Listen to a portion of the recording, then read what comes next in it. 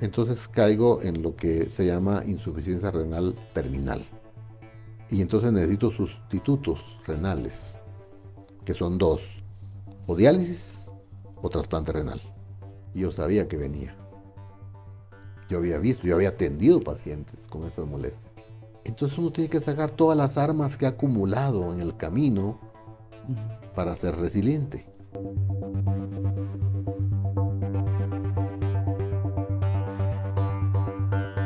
¿Qué tal amigos? ¿Cómo están? Espero que se encuentren muy bien. Quiero iniciar agradeciendo el favor de su atención para poder compartir con ustedes ideas, pensamientos y por supuesto un contenido de valor.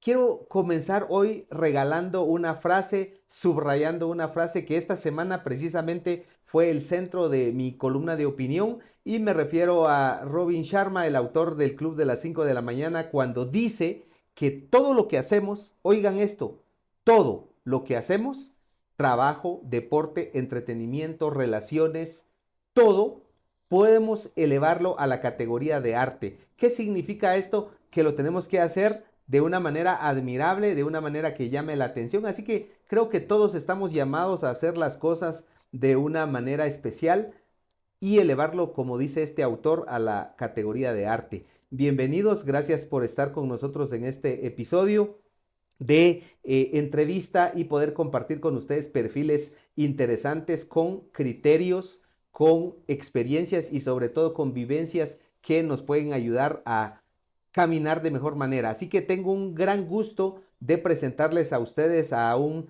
médico de profesión, pero quiero también referirme a él como un hombre influyente en diferentes aspectos, no solo en la ciencia por su profesión, es médico cardiólogo, pero también es un hombre que escribe, es autor, es columnista de La Voz de Shela, también es creador de contenidos, es pastor, es estratega, así que bienvenido al doctor Edwin Ibarra. Doctor, ¿cómo está? Bien, gracias, licenciado. Gracias por el honor de poder estar aquí en La Voz de Shela y para los amigos también un gran abrazo. Bueno, bienvenido. Yo creo que he hecho un resumen de su vida, pero usted es más que estas palabras. Es una Gracias. persona en quien pues he visto cosas interesantes que nos Gracias. pueden servir y nos pueden apoyar. Pero bueno, Edwin Ibarra, ¿dónde nació? Queremos conocerlo por el principio. No, yo siempre cuento esta historia que en el año 67 sucedieron tres eventos históricos. Uno, el Premio Nobel de Literatura de Miguel Miguel Ángel Ángel Asturias. Asturias con el señor presidente. El otro fue la muerte del Che Guevara, que fue y ha sido un ícono para Latinoamérica, y nací yo. Buen contexto histórico. Es el contexto histórico. ¿Y dónde nació? Yo nací, mis padres trabajaban en La Gomera Escuintla, parcelamiento de los Chatos, en finca El Porvenir para ser exactos, pero migramos a Tiquizate Escuintla, a una aldea que se llama Ticanlú, que era la última finca de la United Free Company, que fue comprada por personas que trabajaban y se fundó esa aldea con 64 familias, entre las cuales está uno de mis tíos, fue el fundador, uno de los fundadores. Y mi niñez está marcada desde ahí, a los 3 años llegamos a esa aldea y ahí fue cuando se empezó a desarrollar toda mi vida y prácticamente yo reconozco Ticanlú como mi cuna. No tengo memoria del porvenir porque la verdad es que no, creo que alguna vez fui de niño y no tengo mucha memoria, pero de Ticanlú, de hecho mis padres todavía viven allá en Aldea Ticanlú. ¿Y sus hermanos cuántos? Somos 6 hermanos, fuimos 8, murieron 2, soy el segundo de entre mis hermanos. Somos 5 varones y nada más una mujer, Patti, mi hermana, mi única hermana. Así que mi padre solo tiene producto para damas. Sí, somos en la mayoría varones y pues hemos compartido durante todos estos años. Mis dos padres aún viven todavía y todavía tenemos mucha, mucha comunicación. Por cierto, acaban de cumplir 60 años de casados el Así mes que, pasado. ahora que habla de matrimonio y que se refiere a ellos para honrarlos, envíeles un saludo con nombre propio. Claro, al señor Vicente Ibarra González, que usted sabe que es uno de mis héroes. He tenido dos mentores, pero él es uno de ellos. Y a mi madre María Virginia López Cojón, que es originaria de Rabinal, Baja Verapaz. Saben que los aprecio, que los amo y por años hemos manifestado esto. Queremos tenerlos, seguir teniendo muchos años más. Recientemente celebramos sus 60 años de casados y nos seguimos alegrando en esto y esperamos que sigan dándonos todo el apoyo que siempre hemos necesitado, incluso para nuestros hijos, sus nietos y me imagino que no muy pronto también bisnietos, esperamos tenerlos siempre con nosotros. Un buen abrazo para todos ustedes dos. Bueno, ese reconocimiento es bien importante, pero ahora que menciona el tema de matrimonio, le voy a pedir que cuente esa bonita anécdota de que siempre se dice y fueron felices, dice el cuento, ¿verdad? Así es. ¿Cuál es esta anécdota que usted tiene de un matrimonio? Bueno, recuerdo una amiga, Gloria Montúfar se llama, ella vive en Los Ángeles, alguna vez platicando sobre cómo un misionero le pidió la mano a los padres de la novia y le dijo, mire, quiero ofrecerle una vida difícil en África, quizás picoteada por zancudos, quizás picoteada por serpientes, no le ofrezco devolverla viva porque probablemente ya nos puedan matar Sin garantía. sin garantías, pero al final dice, se casaron y el epitafio es, y se casaron y fueron útiles. Qué maravilloso. Es algo que la vida realmente Por demanda. supuesto. Doctor Ibarra, ¿cuál fue su primer contacto con Shela? ¿Cuándo y desde cuándo vive en esta hermosa ciudad del conocimiento? Bueno, por razones de que la aldea solo me ofrecía estudios de primaria, tuve que salir al pueblo de Tiquizate, a la vía de Tiquizate a estudiar. Después viajo a la ciudad capital donde me graduó como maestro. Luego, por algún proceso de salud, voy a Mazatenango con mi gran amigo, el doctor Gustavo Adolfo Quiñones, que ya falleció, que posteriormente fue mi padrino de graduación. Él me sugiere que me venga a Quetzaltenango. Esta ciudad para mí era totalmente desconocida porque toda nuestra actividad se centralizaba hacia la ciudad capital. Sí, de sur al centro. Así, prácticamente, no para estos lados. Aparte, como buen costeño, le huíamos al frío, ¿no? No era muy atractivo venir a Quetzaltenango. No conocíamos la variedad, espero no tocar un tema sensible, del mundo indígena aquí en el altiplano. Ujú. En Tiquizate lo mirábamos, pero no como lo alcancé a ver y a respetar La diversidad. la diversidad Son, cultural, son 21 comunidades en el por país. supuesto. Entonces, Ujú. para nosotros era desconocido y yo llego en el año 87, estamos hablando que si 38 años, si no estoy mal, ingreso a estudiar medicina en el Centro Universitario de Occidente, donde me gradué en el año 93 como médico. Así que fue difícil al principio, las costumbres de comida son distintas, a pesar que vivimos en el mismo Ujú. país. eh, no, no acostumbrábamos comer tamalitos, por ejemplo, eran tortillas, mi madre Ujú. torteaba a los tres tiempos. Y el queso de Sija yo ni tenía idea de cómo era. ¿Le gusta? Me encanta. Ahora me encanta, antes no lo conocía. ¿Cuál, aparte del queso de sija, qué otra cosa es indispensable en lo que, en esos antojos, pero como de hogar o cuál es lo que le gusta a ¿Se usted? refiere aquí a Quetzaltenango? O de su O en vida, de general, lo personal. bueno, mi madre hacía queso todos los días. Mis padres tenían ganado. Hacía crema Ujú, y requesón.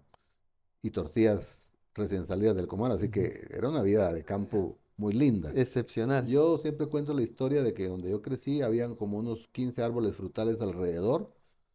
Yo les decía, pobre no fui, plata no tuve, Mm. pero recursos para comer. Teníamos el mar a 3 kilómetros, el río a 2 kilómetros. Siempre hubo pescado, camarones, eh, marranos, vacas, gallinas. Mi mamá tenía gallinas, crianza de gallinas, Ujú.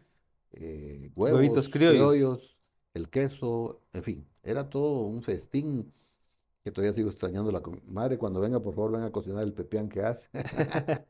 Pero ya en Quetzaltenango, obviamente los paches de arroz, que son los que a mí me gustan, y Ajá. los dulces, es parte importante. Y luego las chequitas que también fueron parte normal. Y bueno, ya después vinieron muchas cosas que ahora ya son parte de la vida diaria, Ahora ¿verdad? que dice usted eso y cuenta esta parte, generalmente esa parte gastronómica que siempre nos va a encantar es lo de casa, lo de mamá. Siempre se Y extraña. porque tenía el ingrediente perfecto, que era hacerlo con amor. Por supuesto. Aunque debo ser honesto también en ese sentido, sigo recordando a mi madre, pero mi esposa es una excelente cocinera ahora. Bueno, si Es no le decir, envía un saludo, también va a decir ya saludó a sus papás. bueno, Carmen Judith, ya lo dije, eres una excelente cocinera y gracias. Pero más que eso, es la atención que me das. Es una excelente mujer, mi esposa es una excelente mujer. Hoy decía que Eh, ella lo arregló para venir a la Hoy entrevista. ella me arregló. Tenés que verte presentable porque van a hablar mal de mí si sales mal en la cámara. Qué fabuloso tener esa convivencia. Bueno, viene a Quetzaltenango a estudiar medicina, pues con lo que nos comparte fue escuchando el consejo de alguien. ¿Cómo uno debe de... Usted escuchó el consejo de un médico que le dijo, si vas a estudiar medicina, hacelo en Shela. Ujú. Y uno recibe muchas cosas, muchos consejos, muchas informaciones a lo largo de la vida. ¿Cómo saber escoger las perlas de todo lo que uno escucha? Bueno, yo creo que depende mucho el trasfondo paternal que uno traiga. Ujú, Yo tengo dos excelentes consejeros, mi padre y mi madre, y tenía muy definido el camino que yo quería tomar. El doctor Quiñones, cuando me comenta esto, mira, que Saltenango tiene todo, ya no necesitas irte a la capital. Y fue para mí un reto, la verdad. Un reto que, bueno, vamos a enfrentar que Saltenango no conozco.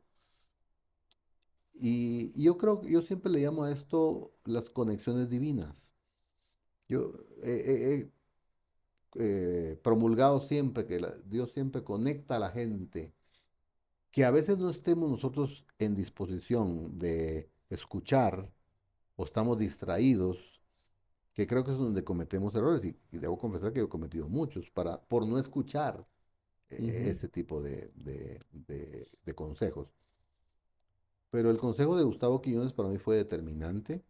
El apoyo de mi padre, particularmente en ese sentido de mi padre, fue determinante. Mi padre acababa de salir de una cirugía de ojos donde él perdió uno de sus ojos. Y en ese año previo yo me había quedado a cargo de los negocios de casa porque él estuvo 3 meses fuera. Mi hermano mayor ya estudiaba en la capital, así que yo era el segundo. Ese año yo había estado en México por 4 meses queriendo entrar a la UNAM en la Ciudad de México, que no se pudo. Me regreso en el mes de abril y mi padre se opera en agosto y en ese año fue que sucede ese accidente. Y cuando mi sueño era, yo era maestro, yo dije, plano, pues me quedo como maestro, consigo una plaza y ahí murió. Y ahí era el pensamiento limitante muchas Ujú. veces no deja ver más allá. Y cuando le digo a mi papá, mire, yo creo que no voy a estudiar porque yo sabía cómo estaba la economía en ese momento. Yo tuve que entrar al negocio que ellos tenían sin conocer, aunque ya me movía en eso, la capacidad negociadora no la tenía. ¿Qué vendía? Farmacia, mi padre tiene farmacia Ujú. y él siembra plátanos.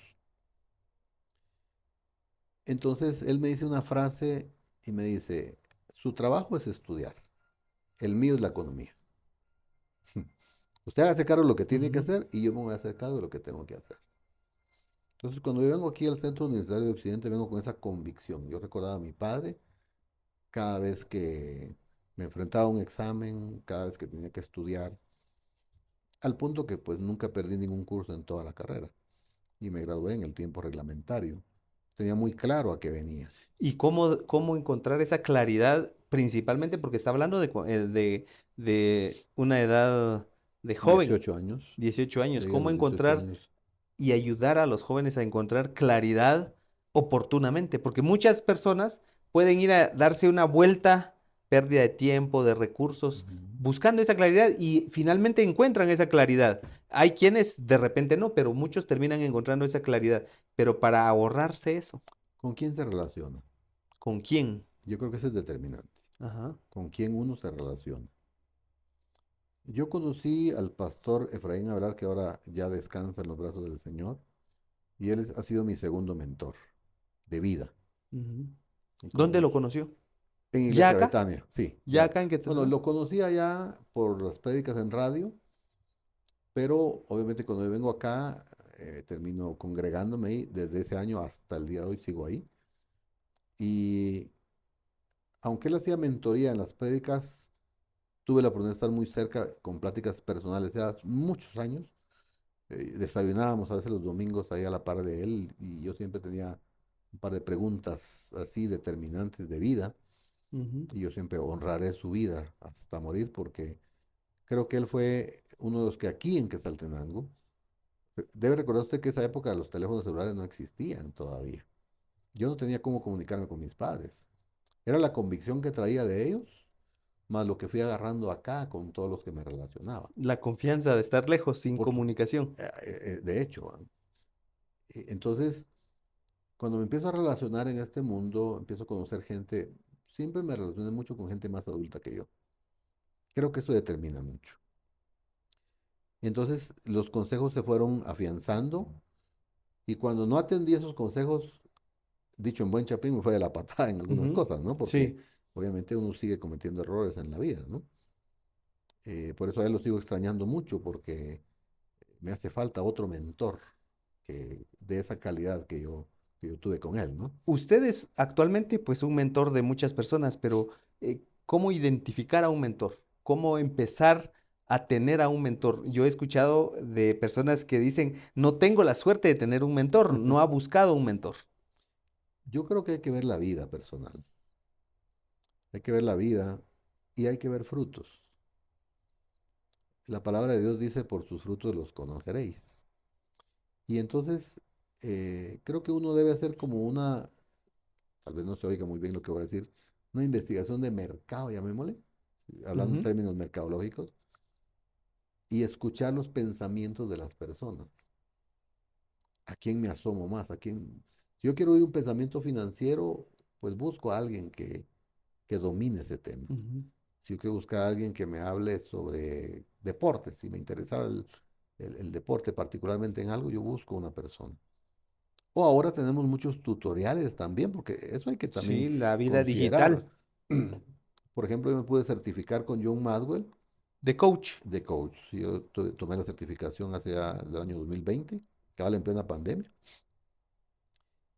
Y aunque no lo conozco personalmente, de que me ha entrevistado con él, tengo todo el bagaje de sus enseñanzas. Sí, ahí están Y ahí están a la las vista, ahí cátedras. están. Entonces yo creo pero a nivel personal, no es tan fácil, licenciado, encontrar un mentor en donde uno pueda guiarse y depositar cierto grado de confianza. Y que la otra parte quiera ser mentor también. También, también. Y ahí tal vez uno de los aspectos en la mentoría que yo siempre agradezco y es la discreción. Ujú, Cuando usted abre su corazón con una persona, usted espera que esos secretos, dudas, queden ahí. Y si son cosas íntimas, personales, que no salgan. Yo tuve un par de malas experiencias con algunos mentores que los sigo respetando porque, si bien es cierto, en esa vez fueron errores de ellos conmigo, ellos siempre tienen mucha influencia todavía el día de hoy, pero cometieron algunas falta de discreción y entonces eso me frenó. sí. Entonces creo que la confianza que se va generando es parte importante para ser un mentoreado. Y yo siempre insisto que uno tiene que tener a alguien que lo mentoree siempre. Hay que buscar. Hay que buscar. Bueno, estamos conversando con el doctor Edwin Ibarra y tiene varios espacios en su vida cotidiana. Vamos a separar cada una de las áreas. Ya van a ver cuando toque el tema personal de salud, de vida y de resiliencia del Ujú. doctor Ibarra. Bueno, en el ámbito médico se gradúa de médico general y luego, ¿qué más estudia? Bueno, hago una maestría en medicina interna y en el año 96, aquí en Quetzaltenango, en el Hospital Regional, se inaugura el programa oficial ya de la Universidad de San Carlos de Guatemala para varias especialidades, incluyendo pediatría, cirugía, traumatología, ginecología y medicina interna. Ingresamos tres, se retira uno, con el otro compañero, el doctor Jorge Hidalgo, que es una eminencia ahora. Él es el secretario general de la Federación Mundial de Cuidado Crítico. Él vive en Belice ahora, fue mi compañero el primer año. Junto con él iniciamos el proceso, pero él se retiró al Hospital Roosevelt y yo me quedo solo y atrás vienen otros compañeros que ahora son unos respetables internistas también. Y de esa forma me convierto en el primer internista egresado de aquí, de este programa oficial, ya que se inauguró en el 96. Pero creo que también tengo que honrar a otro mentor ahí, hablando de mentores, Ujú. y es el maestro, el doctor Jaime Roberto Arriola Ruiz. Es un oriundo de Salcajá, cardiólogo. En quinto año hay una rotación que se llama el electivo, donde uno elige a dónde quiere aprender un poco más. Yo escogí cardiología. Me llamó mucho la atención Ujú. siempre. Él me enseñó mucho a auscultar el corazón, a leer electrocardiogramas. Y desde ese momento yo fijé un sueño en mi mente muy claro. Yo quiero ser cardiólogo, egresado del Instituto Nacional de Cardiología Ignacio Chávez de la Ciudad de México, Adscrito a la UNAM. adscrito a la UNAM. Entonces, y de nuevo aparece otra conexión divina que yo siempre lo digo y lo hablo muy claro. El doctor Francisco Alvarado es un intensivista de acá de la ciudad. Él me da algunas conexiones con el instituto y bueno, vamos, hacemos los contactos, los exámenes respectivos y ya en el año 99 estamos en la Ciudad de México. Allá inicialmente eran 3 años para ser cardiólogo, pero uno ya con el conocimiento le dan ganas de más y me quedé un año Ujú. más haciendo otra especialidad que se llama ecocardiografía, que son ultrasonidos de corazón. Esos 4 años regresamos a Guatemala en el 2003 y desde entonces servimos como cardiólogos a esta ciudad y a los alrededores, desde Tapachula, sur de México y todo el suroccidente prácticamente, Enfocado en su profesión. en la cardiología. Así es. ¿Qué le ha sorprendido más del corazón siendo médico? Creo que cuando uno empieza a hacer algo de ciencia, se empieza a dar cuenta que esto no es un evento espontáneo, hay un creador de por medio. Wow. Y de hecho, Hay un creador de por medio. la parte científica últimamente se ha estado más aproximando al eco de la creación que al eco de la generación espontánea. Pero cuénteme, ¿qué es lo que más le ha sorprendido a usted? El cuerpo en general es sorprendente. Yo puedo hablar del corazón porque es lo que más conozco, pero desde la formación, el corazón de los primeros órganos que se va formando. ¿Verdad? ¿Cómo Sí, detecta un radiólogo a un bebé? Pues que el corazón ya está latiendo después sí. del saco vitelino y empieza a aparecer el Ahí corazón. aparece Es lo primero titiritando que empieza a a verse. identificar. Ver la capacidad. Por ejemplo, hay un estudio que se llama monitoreo Holter. Ujú. Ver que el corazón late alrededor de 100.000 veces al día 100.000 veces al en día. promedio, en un Eh, adulto. ajá. No digamos en un niño puede ser 200.000, porque ellos tienen su bebé Máximo, que por cierto mi felicitación para usted y para su esposa Marlene. Muchísimas gracias por el saludo para Máximo. Máximo seguramente en vez de 100.000 tendrá como 175.000 latidos en 24 horas. ¿Cómo soporta un músculo contraerse tan rápido sin romperse? Ujú. Pero déjelo sorprendente. ¿Cómo hay un elemento que se llama el nodo sinusal, que es el marcapaso original del corazón? ¿Cómo el corazón puede, sin ayuda del cerebro ni ningún otro músculo, seguir latiendo? Usted se duerme, ¿qué hace el corazón? Baja su frecuencia porque entra en descanso. Una hora antes de que usted se va a levantar, el corazón se empieza a acelerar porque está avisando que usted ya se va a levantar y va a tener que estar en acción con un corazón ya con la frecuencia que necesita para el día. Por eso hablan ahora de una inteligencia del corazón. O sea, eso es sorprendente. Y Tener, y muchas veces, doctor, no nos damos cuenta de lo maravilloso que finalmente es somos. más, usted ni siente el corazón. Estamos aquí platicando, yo no siento el latido en mi corazón. Lo Sí, siente uno cuando está muy taquicárdico o corrió y el corazón está latiendo y se siente, pero normalmente no se siente el corazón. sí. Una máquina tan silenciosa que puede dar no solo la parte muscular, las válvulas que tienen, todas las ideas de los carros nacieron del corazón. El motor tiene válvulas, tiene mangueras, llamémosle, de todo Ujú. el árbol arterial venoso. Y cómo sin su permiso él sigue trabajando. Incluso como un paciente con muerte cerebral, el corazón sigue trabajando. ¿Por qué? ¿Por explosión, Big Bang y todo lo demás? No, hay un creador, Hay un creador. hay un creador. Bueno, doctor Ibarra, usted divide sus actividades personales y actividades de productividad para esa categoría del arte en diferentes cosas. A qué más se dedica? Usted es pastor de un área específica que es la parte de apoyar el desarrollo espiritual de los empresarios desde la Iglesia Betania. También es coach, es conferencista, eh, ahora también es columnista, hace un abanico de actividades. ¿Cuál es su estrategia para dividir su tiempo? Bueno, otra de las actividades académicas que ejerzo es la docencia. Tengo 22 años de ser catedrático o profesor titular en el Centro Universitario de Occidente Hasta hoy. hasta hoy, hasta el día de hoy. ¿Cuántos médicos han pasado por usted, hablando de estudiantes? Bueno, yo calculo que más de 2000 Más de en 2000. estos 20 años. La verdad no me Ujú. he tenido que hacer un cálculo, pero más o Aproximado. menos de 2000. Ha formado a 2000 He nuevos sido médicos. parte de, digamos, Ajá, de parte del lo que a proceso. mí me corresponde, ¿verdad? Porque Ujú, obviamente que formación de un médico incluye muchos colegas que en sus áreas respectivas participan también en esto. En la parte mía ha sido mucho de la formación humanitaria, por lo que ya más adelante vamos a platicar de mi salud, por el amor a Dios que tengo y porque creo que formar médicos no es solo darles conceptos, sino darles vida también, ujú, de alguna manera. ¿Verdad? Yo empiezo siempre, mi primera clase que doy, repito el proverbio, sobre toda cosa guarda, guarda tu corazón porque él mana la vida. Y yo les digo, si bien es cierto que hay que cuidar el corazón físico, también está hablando del alma. ujú, Un médico o X profesional de cualquier profesión, con el alma enferma, su atención no va a ser la mejor. No va a empatizar con la persona a la que tiene que servir, a la que le está pagando sus servicios. ujú, Y tiene que haber un grado de empatía para, porque si hablamos de medicina en general, la gente ya va enferma, ya va preocupada y necesita un profesional,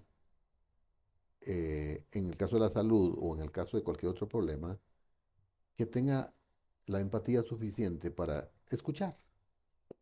ujú, Yo siempre de manera de broma digo que a mí me aman mucho las mujeres porque los cardiólogos somos buenos escuchadores, buenos oidores, ujú, porque pues usamos el estetoscopio, sabemos usarlo y como muchos colegas por supuesto, pero una de las cualidades de todo profesional en general es saber escuchar.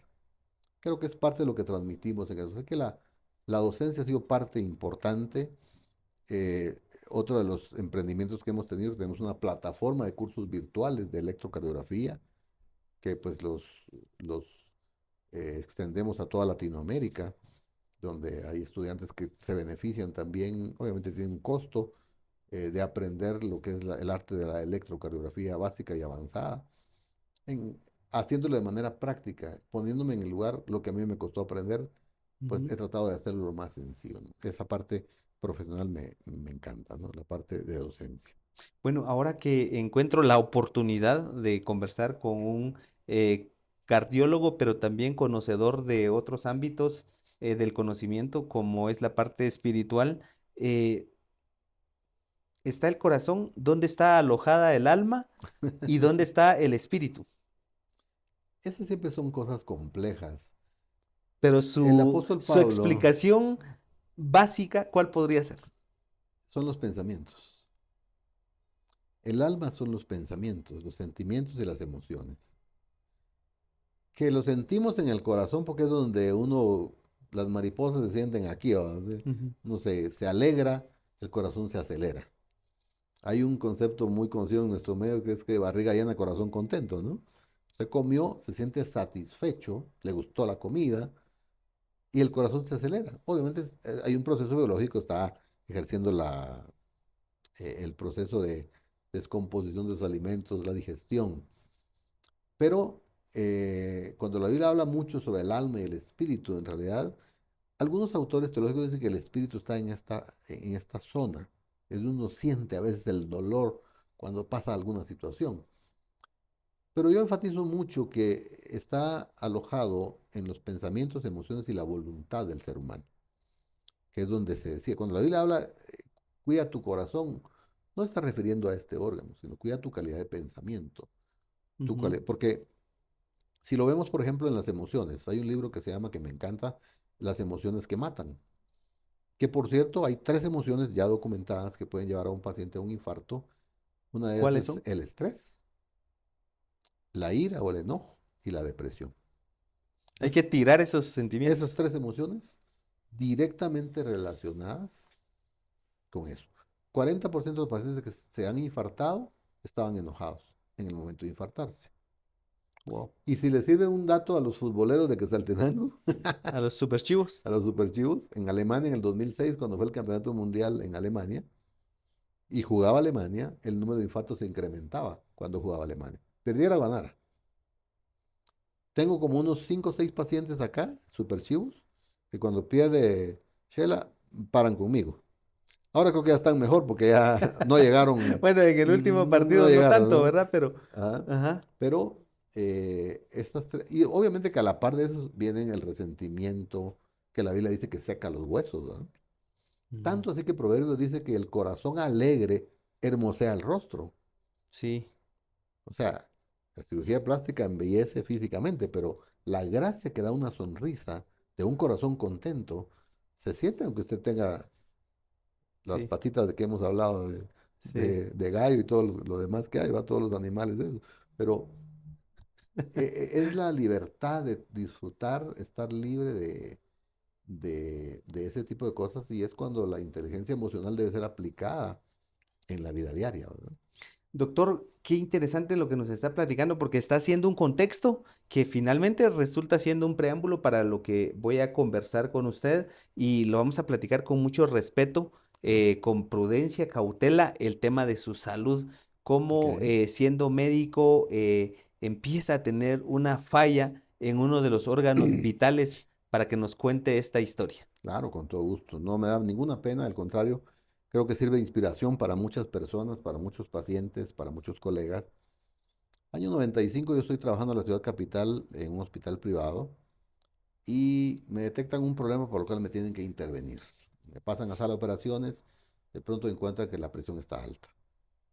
Tienen que parar la cirugía. Al estudiarlo, encuentran un valor que se está relacionado con los riñones que ya está al doble de su valor normal.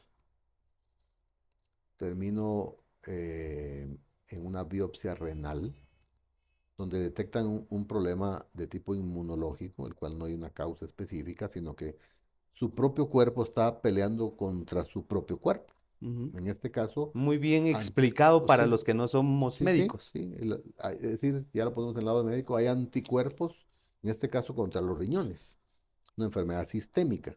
El riñón participa mucho en la presión arterial. Entonces empieza a elevar la presión, se empieza a elevar la creatinina y empiezan problemas. Empiezo medicado, tardo alrededor de 10 años. Esto me permite hacer la especialidad de medicina interna, hacer la de cardiología incluso. Yo regreso en el 2003 junto con mi esposa y mi hijo mayor a Shela, porque dicho sea de paso, no nos quisimos ir a otro lugar. Esta ya era Ujú. nuestra ciudad. Ya es su casa. ¿Cuántos hijos Claro. tiene? Tengo dos Dos. varones. Y a mi hijo había nacido acá, el mayor. Pero en el 2004, en el mes de noviembre, cuando mi esposa está por dar a luz a mi segundo hijo, entonces caigo en lo que se llama insuficiencia renal terminal. Eso Ujú. significa que ambos riñones han colapsado, la función renal y conlleva, dentro de las más importantes, obviamente, la producción de orina y la depuración, Dos junto, papeles. junto con con el papel de los electrolitos, sodio, potasio, calcio, fósforo, magnesio y, eh, y muchas otras cosas más. Entonces tengo mi primer encuentro con el diagnóstico, algo que me pega duro, Ujú. me pega duro ¿Qué porque dice ese diagnóstico? la insuficiencia renal terminal. Y entonces necesito sustitutos renales, que son dos, o diálisis o trasplante renal.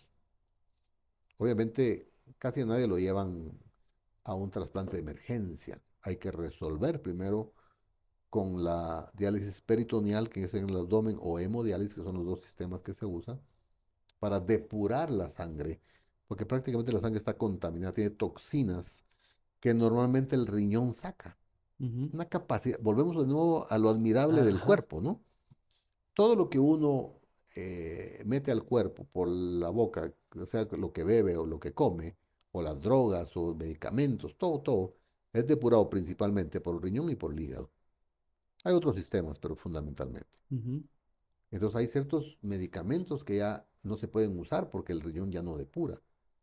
Entonces yo sufro una intoxicación una noche por un medicamento y empieza a torcer la boca y fue algo muy impresionante. Ujú. Obviamente el siguiente día me hago los exámenes y encontramos que los riñones están prácticamente sin función, aunque yo seguía miccionando, pero Ujú. prácticamente ya sin función.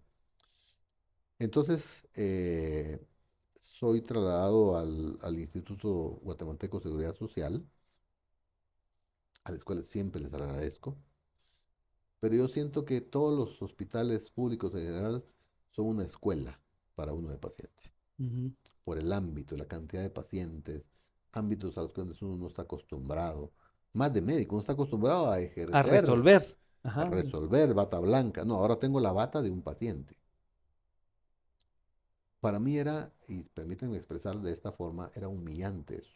Ujú, Yo me sentía degradado. Estoy hablando de mis sentimientos, lo que yo pensaba en ese momento. Y eso fue un asunto desde el punto de vista moral, emocional, muy intenso. Entonces uno tiene que sacar todas las armas que ha acumulado en el camino ujú. para ser resiliente.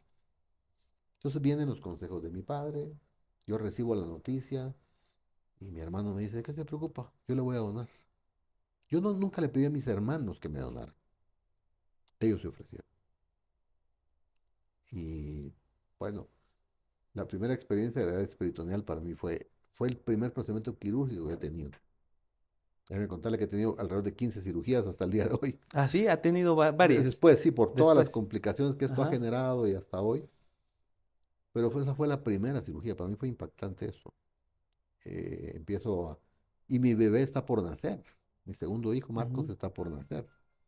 Eso fue en noviembre y mi hijo nació el 17 de diciembre. O sea, 3 semanas que me detectan eso, mi hijo nace. Entonces estamos con mi esposa, una noche estamos solos, yo estoy muy fatigado porque empiezo a juntar líquidos en el pulmón, empiezo a fatigar, tengo que levantarle a mi esposa a mi bebé para que ella le dé de lactar. Y solo ese acto de levantar me cansa mucho. ujú.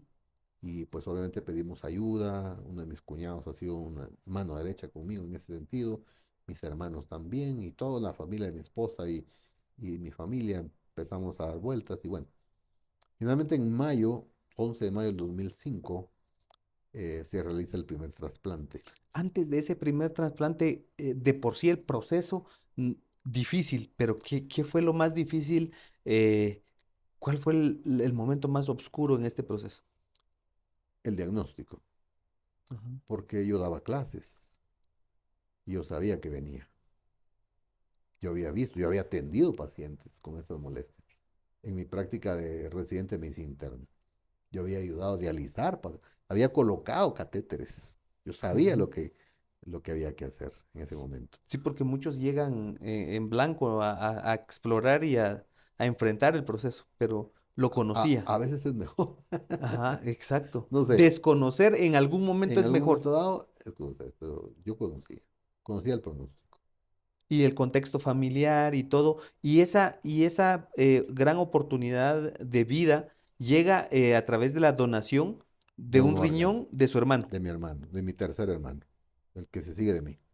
Marvin, es un abogado ahora que ejerce allá en la aldea Ujú. y él sin pensarlo 2 veces lo donó. Un hombre muy generoso, muy generoso. Evidentemente, la propia palabra lo dice, ¿verdad? Es extraer de otro cuerpo ese órgano Así y, es. y trasladarlo, pero a nivel de funcionamiento, ¿cómo es un trasplante de riñón? Bueno, los aspectos técnicos intervienen cirujanos vasculares, tienen que conectar las arterias y venas, los urólogos, Es impresionante porque sí, es de esos tubos que usted indicaba ujú, que hay hay que que conectarlos y conectarlos. bien, no tiene que quedar estrecho porque entonces el riñón mismo se muere. Participan obviamente los anestesiólogos, intensivistas, todo un personal de enfermería, médicos residentes, todo un mundo que participa en este procedimiento. Que por cierto, yo quiero dejar aquí a una persona en especial que es salteca, la Ujú. doctora Fabiola Galindo. Sabes que te aprecio mucho, Fabiola. Es que salteca, trabaja en el Instituto Guatemalteco de Seguridad Social en Guatemala. Ella lo operó. No, no, ella fue la mujer que me apoyó mucho, la doctora que me apoyó mucho en muchos de los trámites y movimientos. Ah, ya, Ahí sí, porque intervinieron, recuerden que el trasplante es un trabajo de equipo, un equipo grande en general. El doctor Sánchez Polo era el jefe del departamento en ese entonces, la doctora Agualuz, y estaban los cirujanos, Carlos Herrera y otros más que no recuerdo en este momento, el doctor Josué Piedrasanta, entre otros. Todos ellos participaron en devolvernos la vida. Prácticamente a mí me operan el 11 y yo el 12 ya estaba levantado, ya prácticamente estaba orinando normal porque el ujú, riñón deja de producir orina en determinado momento por la falla que tiene, ¿no? ¿Y cómo le fue con ese primer? Porque, pues de acuerdo con su hoja de vida clínica, tuvo después otra intervención en esa misma dirección. El riñón duró 4 años. En el 2009, desde 2008 finales, yo empiezo a sentirme mal, pienso que las cosas no van bien. Y ya en el 2009, alrededor del mes de abril, tengo que ser hospitalizado nuevamente porque la creatinina, que es un valor de sangre, va subiendo de nuevo. Ya iban 3, 4, 5. Entonces tengo que ir al Seguro Social y había un rechazo a causa de una infección que había atacado al implante directamente. Todo este grupo de médicos que le hablo, incluyendo la doctora Galindo, participaron en tratar de recuperar. Quizás de las noches negras esa ha sido una de ellas. Ujú. El ver el sufrimiento de mi hermano que se está perdiendo. No es sencillo. Ver que él se había despojado de un riñón y ahora ya yo no lo puedo tener ya tampoco porque el cuerpo lo rechazó. Y paso en esa oportunidad 3 semanas bajo cuidados en la unidad de trasplante en Guatemala. Y ya empieza desde ese momento otro proceso también que fue que yo le pedí a Dios nunca llegar, pero llegué, que era los procesos de hemodiálisis, que Regresar es otra vez. regresar otra vez, porque prácticamente si ya no hay función renal, hay que volver, para recuperar la vida, Ujú. hay que volver otra vez al proceso. Pero a pesar de que se había rechazado ese órgano, había sido quizás la más grande muestra o expresión de amor entre hermanos. Por supuesto, Yo sé por que le ha dicho a usted algo en algún momento personalmente y todo, pero seguramente va a haber esta conversación. ¿Qué le podría decir a ese hermano? bueno, tal vez tengo que usar lágrimas aquí porque yo creo, Marvin, que eso no tiene palabras, usted lo ha sabido siempre. Somos poco expresivos en la familia, pero tal vez él se ha ganado mi corazón por su generosidad y usted lo sabe, Marvin. Y aunque eso se perdió, pero esos 4 años de vida que yo tuve después de ese trasplante a causa de su generosidad, dieron su fruto y les sigo eternamente agradecido. Esa es la Qué verdad. bonito, qué Esa es la bonito. verdad. Muchas gracias por compartir esto porque muchas veces lo sentimos, pero no lo expresamos. Sí, es Expresarlo es justamente un desahogo de vida, una oportunidad de expresión. Así que le agradecemos muchísimo al doctor Edwin Ibarra que nos comparta esta parte íntima no, no, de su vida personal. Y como usted dice que puede motivar o puede inspirar a muchas personas que justamente a lo mejor están en un proceso en este momento. ¿Y cómo llega el segundo trasplante de hígado, doctor, de riñón? bueno, fíjese que ahí hay una historia larga de 14 años. Ahí ya empieza una colocación de catéteres, de fístulas, porque hay conexión con sangre para poder conectarlo y esa sangre ser derivada a una máquina que es la que, por así decirlo, en buen chapín, limpia Ujú. la sangre y la vuelve a meter y así está 4 horas, 3 veces por semana. Y paso 14 años. Yo había quedado un poquito decepcionado de trasplante, no quería saber nada de trasplante. Porque bueno, eso duró 4 años, pero cuando yo he evaluado después que había una sentencia de muerte, pero que ahora tuve 4 años, Era una dije, victoria. es una victoria. O sea, alguien dice, ah, tan poquito le duró. Yo le digo, un día sin diálisis, señor, le digo a una persona. Usted no sabe Ujú, lo que es eso. Un día estar sin diálisis. Y los compañeros que están en hemodiálisis ahorita lo saben. Cuando a uno ya le quitan el catéter porque ya lo trasplantaron o lo que pasó ya se resolvió, quitar sin catéteres y todo lo demás, uno dice, bueno, qué lindo. Y fueron 4 años. ujú. Pudimos viajar con mi esposa a algunos países a conocer y eh, para, para poder disfrutar esa vida realmente que ahora se nos estaba concediendo. Pero viene la noche triste, como dijo Hernán Cortés, ¿verdad? Y Ujú. empezamos un proceso largo, complicadísimo, porque no le voy a decir que sea fácil. Ahí tuve el apoyo también de muchos colegas, también no puedo mencionar nombres porque ahí son muchos. Repito, es un trabajo de equipo. Infecciones de catéteres, cierre de fístulas, otras cirugías, complicaciones, en fin. Pero quizás hubo algo, y aquí te voy a meter quizás un concepto, compartir un concepto bíblico de Romanos capítulo 8 verso 11. ¿Qué dice? Dice que si el Espíritu, refiriéndose al Espíritu Santo, Ujú. que levantó a Jesús de entre los muertos, imagínense, el Espíritu Santo que resucitó a Jesús, vive en uno, ese mismo Espíritu, o sea, el Espíritu Santo, vivificará su cuerpo mortal. No dice en la próxima vida va a ser uno, no, dice en esta vida. Ahora. Le va a dar vida a su cuerpo.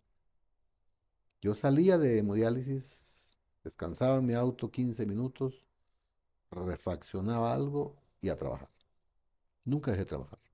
Nunca, Mientras estuvo en el proceso, no de dejó de... hemodiálisis nunca dejé de trabajar. A menos cuando tenía que ser hospitalizado por Sí. complicaciones, pero salía del hospital ¿De y dónde seguí sacaba trabajando. fuerzas? Creo que hay tres fuentes principales, diría yo. La principal es este pasaje que lo estoy mencionando, que tiene que ver con la ayuda del Espíritu Santo dentro de mí. Es un fuego, es algo que lo impulsa a levantarse. Ujú. Segundo, tengo una esposa maravillosa. Una vez un, un ex trabajador de mi papá decía, el doctor Edwin está vivo por dos cosas, decía, por su fe en Dios y por la esposa que tiene. Mi esposa ha sido incondicional y aquí debo darle un honor a mi esposa muy especial. Por favor. Desde que éramos novios, el problema ya fue detectado, Ya sabía de que... ya. El problema lo detectan a mí en enero del 95. Nosotros nos hacemos novios a finales del 95. Y cuando el noviazgo fue avanzando, un día yo tengo una plática muy seria, yo sentía hacerlo. Le dije, mira, yo quisiera terminar la relación porque tengo este problema. Ella no entendía mucho, a pesar que ella trabajaba en el hospital, no entendía esos conceptos ¿Qué médicos. grado tenía usted ya de académico? Yo estaba como médico general todavía. Ujú. Ella era la secretaria principal de un área ahí financiera.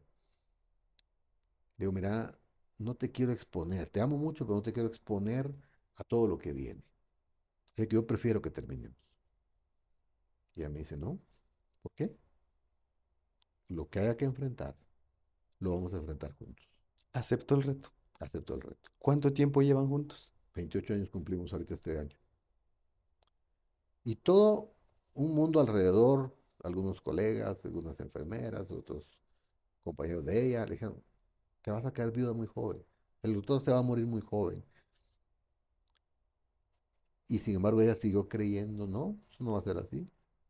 Yo di mi palabra y voy a mantener mi convicción. Estábamos de vacaciones en Europa en una ocasión y estábamos sentados admirando un paisaje y me dice, mira, de todo lo que nos hubiéramos perdido juntos, si yo les hubiera hecho Si hubiera caso, tirado la toalla. así es. Entonces, esa fuerza que ella me da, me impulsa, y ahora también mis hijos, porque mis hijos ya crecieron, 26 años y 20 años el segundo, también me impulsan. Y ahí debo incluir también a mis padres. Mi padre es un hombre que cuando yo estaba en crisis, todos los días una llamada telefónica, todos los días. Si yo no podía hablar, hablaba con mi esposa o llamaba a mis hijos para darles ánimo. La familia de mi esposa, mis suegros y mis cuñados ha sido otra fundamental, Los problemas deben de enfrentarse en comunidad, en familia. de preferencia, de preferencia. Llaneros solitarios, la verdad, solo en Hollywood. Hay tres Sí. conceptos, licenciado, que yo siempre publico y los comparto donde sea. Uno que se llama dependencia, que no es buena, porque el que se hace dependiente se vuelve un inútil. Hay otro que se llama independencia, que ese se vuelve orgulloso, porque cree El que no, extremo, lo opuesto. el extremo. Pero hay uno que se llama interdependencia.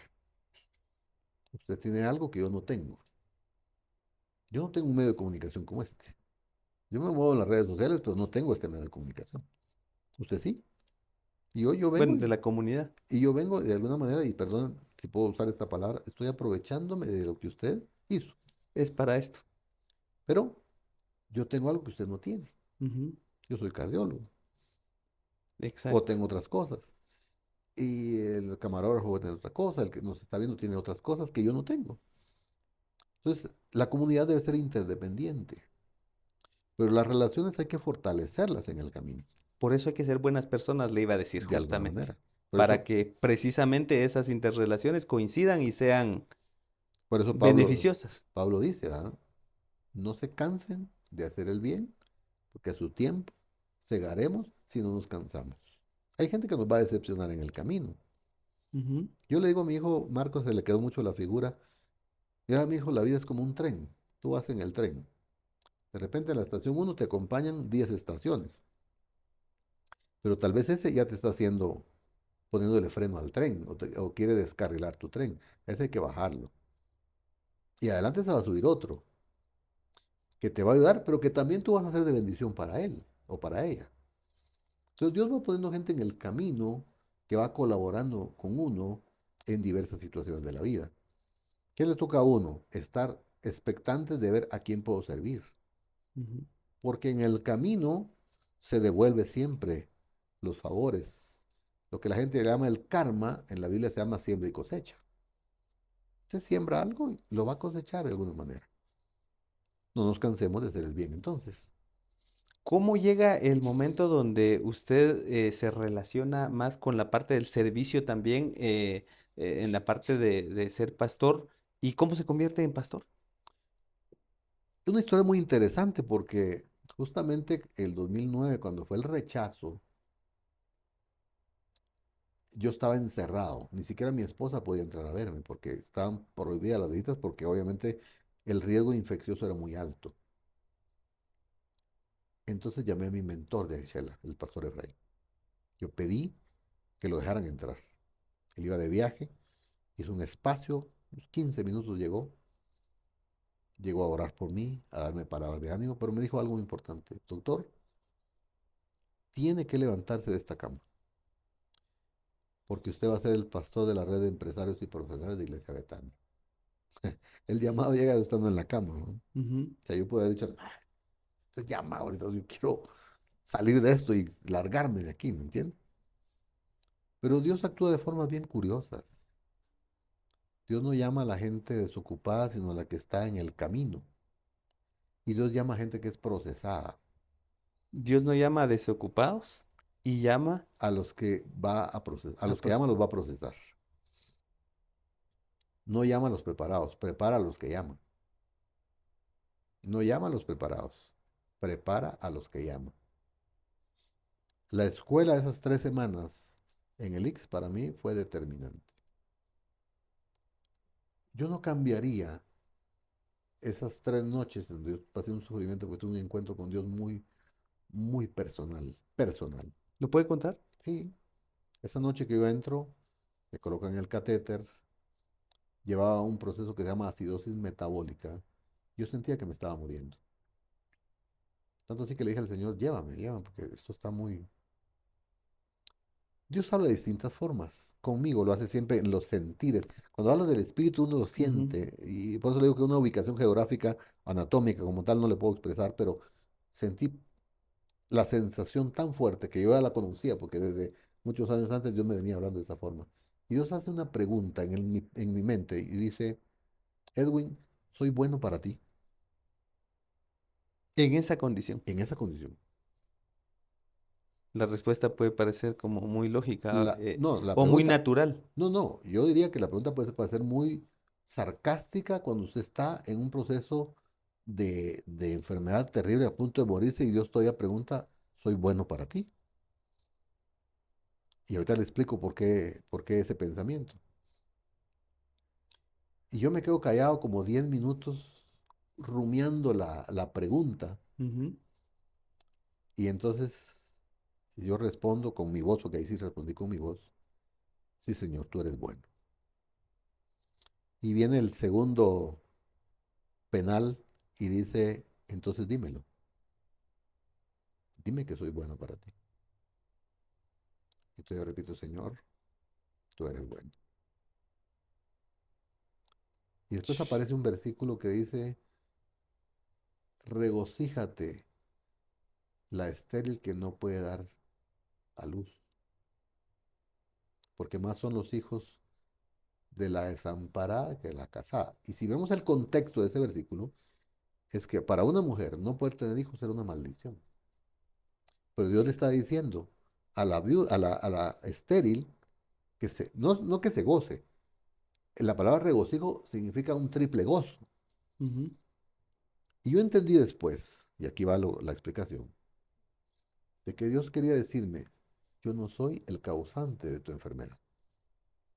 Por lo tanto, sana tu corazón hoy mismo y no te amargues contra mí porque yo soy el que te va a sacar de ahí. Porque la gente en general, sin un conocimiento o relación con Dios, se pelea con Dios. Que es muy frecuente. Digámoslo en palabras chapinas, usted con hambre y peleando con la cocinera. No, no, no va, no Ujú, combina, como dice el muchacho, ¿no? ujú, Entonces, esa noche, eh, yo, a pesar de que me sentía muy mal, descanso más al saber que Dios me estaba sanando el corazón, el alma, para que no tomara yo amargura en contra de él.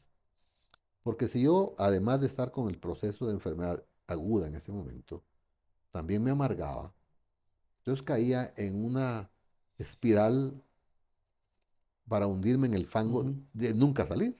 Sí. Por eso dice Proverbios que el ánimo del enfermo lo sacará de la enfermedad. Pero hay de aquel desanimado, ¿quién lo sacará? ¿Quién por él? Ujú. Y Ahí entonces, está la respuesta. cuando ya amanece y está la luz, yo, por supuesto, me siento mal. O sea, que no es que al otro día amanecí curado, no. Porque ahí fueron 3 semanas todavía después. Cuando ya amanece, y que la noche anterior yo le había pedido a Dios que mejor me llevara.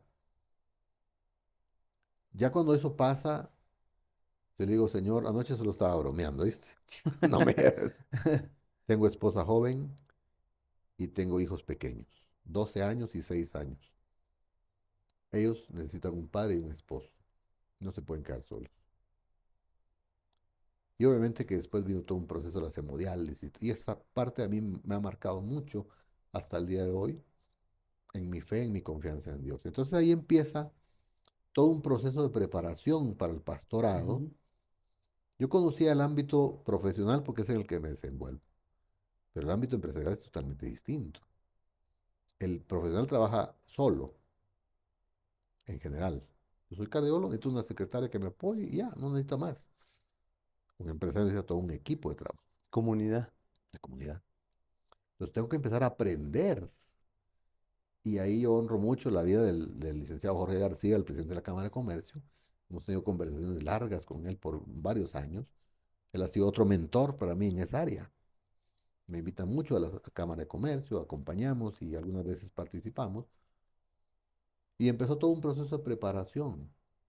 Ordené mis finanzas. Dije, voy a ser pastor de la red de empresarios con finanzas desordenadas, como que no. Aunque ya venía No con es, un cierto no, orden financiero, se tiene que correlacionar la todo. práctica Es que esa con es la vida. Usted no está predicando un concepto, usted está predicando vida. Discipular es transmitir vida a otra persona.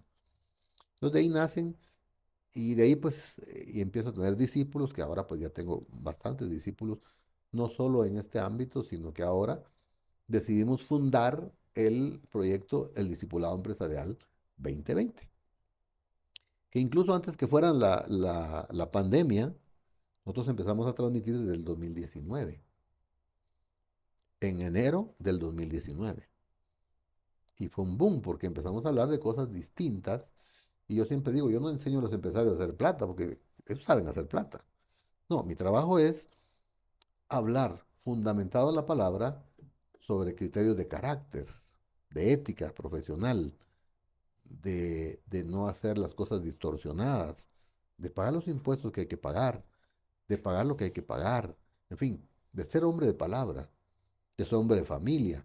Usted puede tener una empresa muy grande, pero se divorcia o tiene una relación extramarital y la empresa se le quiebra en cierto tiempo. de valores.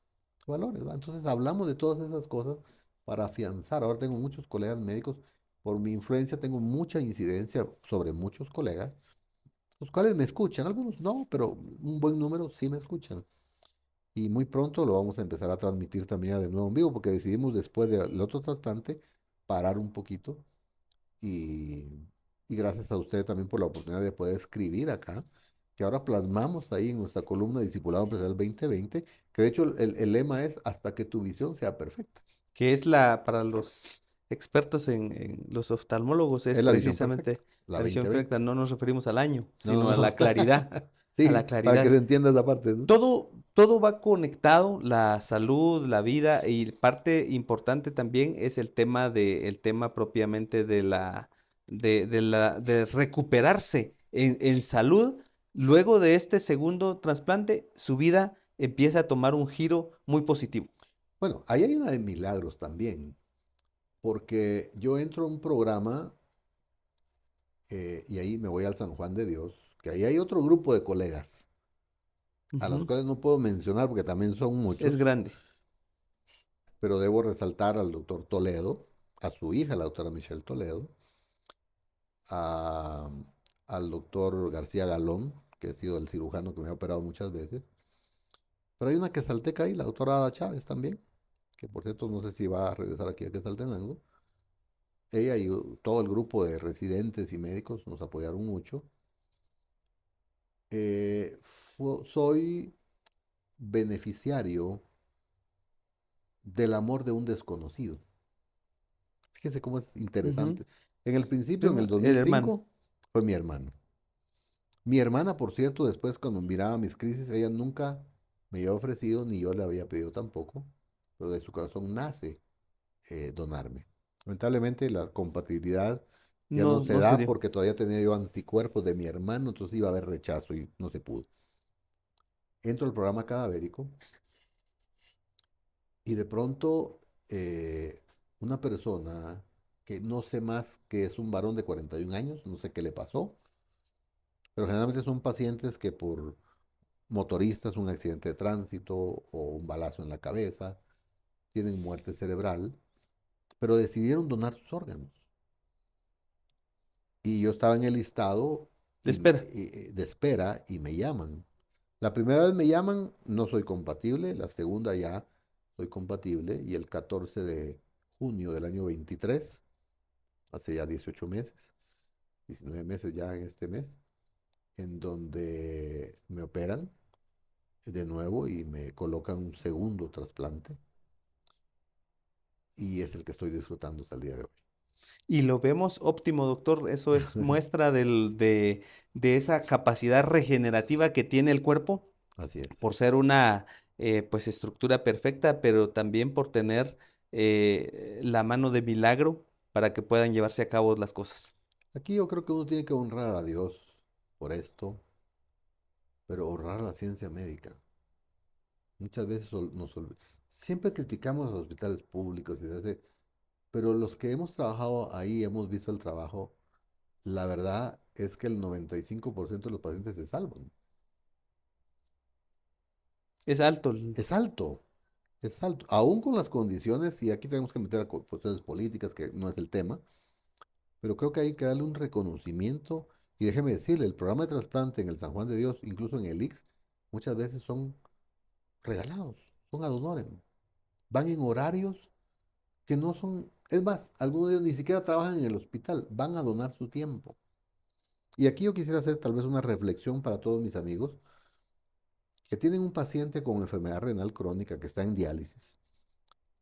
Tal vez apelar primero al corazón de la familia, a que puedan tener la capacidad de donarle un riñón a una persona. Usted puede vivir solo con un riñón. Hay muchos mitos que no va a poder tener hijos, que no sé qué, y empiezan a hablar muchas cosas que en ignorancia se Su habla. hermano está bien. Mi hermano está bien. Esa es la evidencia. Eso fue ya hace 20 años y mi hermano sigue bien con un riñón. Eh, y también a todos aquellos que hoy en vida pueden decir, miren, si yo me muero o pasa algo, por favor, donen mis órganos. Aquí en Guatemala se puede trasplantar las córneas y los Ujú. riñones. Hígado todavía no, páncreas todavía no, que todavía hay mucho que hacer. Y aquí va un llamado también para que los hospitales públicos como que Saltenango, que ya tenemos un hospital de referencia, el IX de aquí de Quetzaltenango también, hay recursos para poder hacer equipos de trasplante. para nuestra gente que no puede pagar un hospital privado, porque Ujú. obviamente los costos son carísimos. El mantenimiento, después tomar medicamentos después para También. mantener eso también es caro. Así que, pero empiezo con los que pueden donar, con los que pueden dejar escrito en vida que quieren donar y ayudar a alguien. Yo bendigo al hombre que donó su riñón, a la familia que permitió, porque a veces aunque la persona lo deje, la Después familia ya se no. opone, pero esta familia ni siquiera quisieron aparecer en el homenaje que se le hace al paciente. Dijeron, no, no, no, ustedes hagan lo que tengan que hacer y con eso nos damos por bien servidos. Por cuestión de ética, nunca se nos permite conocer a los donantes. Ujú. Ni creo que sea saludable en algún momento dado, ¿verdad? Alguna vez se presta para situaciones anómalas. Entonces Claro. hay una regla muy clara, pero eso no quiere decir Que no haya gratitud. que no haya gratitud. O sea, si Ajá. yo pudiera ayudar a la familia en un momento dado, en algo que nosotros podamos hacer, se pudiera, ¿verdad? Obviamente no lo vamos a poder hacer, pero estoy seguro que por otros medios le va a llegar la ayuda a estas personas y va a haber un eterno agradecimiento para ellos, porque déjeme decirle que estos 19 meses de vida a la familia que me donó, eh, me han cambiado la vida, totalmente. Y con esa frase de el cambio de vida, que siempre hay grandes oportunidades, siempre hay una segunda oportunidad de vida en diferentes aspectos, no solo en el tema de salud, puede ser mental, Así es. puede ser espiritual, puede ser económica también, lo hemos platicado en el ámbito empresarial. eh, Después de todo este proceso, usted es un ejemplo de resiliencia y de gratitud. Y por eso le agradecemos que nos haya acompañado para No, poder contar este hermoso testimonio. muchas gracias por la invitación. Queda mucho más para una tercera parte, Eso pero, justamente le iba a decir. pero creo yo que hemos tratado de sintetizar un poquito. Número uno, el agradecimiento a Dios por la vida, el agradecimiento a mi esposa y a mis hijos, a mis hermanos, a mis padres, a mis suegros y mis cuñados y a todo el resto de familia, a la comunidad médica en general, que me han atendido todos estos años, a los estudiantes que siempre nos inspiran, a mis discípulos en la iglesia que dirigimos también, manifestarles que seguimos siendo útiles por el trabajo que alguien más hizo. Y nosotros estamos dispuestos siempre a ayudar en lo que a nosotros nos compete eh, hacer con tal de que esta sociedad mejore lo que esté en nuestras manos. No todo es dinero. Hay muchas cosas de mucho valor que no tienen precio económico. Lo más caro no tiene símbolo de económico siempre. Así es. Doctor, nuevamente muchas gracias.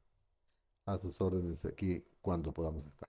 Hemos conversado en esta Gracias. oportunidad con el doctor Edwin Ibarra, quien nos ha compartido no solo una perspectiva de vida, sino una experiencia propia que seguramente puede influir en gratitud, puede influir también de una manera significativa, porque el ser humano, pues su composición, su formación es sorprendente y justamente no cabe duda que somos una creación perfecta. Gracias por acompañarnos en este espacio y pues acá los esperamos siempre para llevar estas historias que se elevan a la categoría de arte. Muchísimas gracias.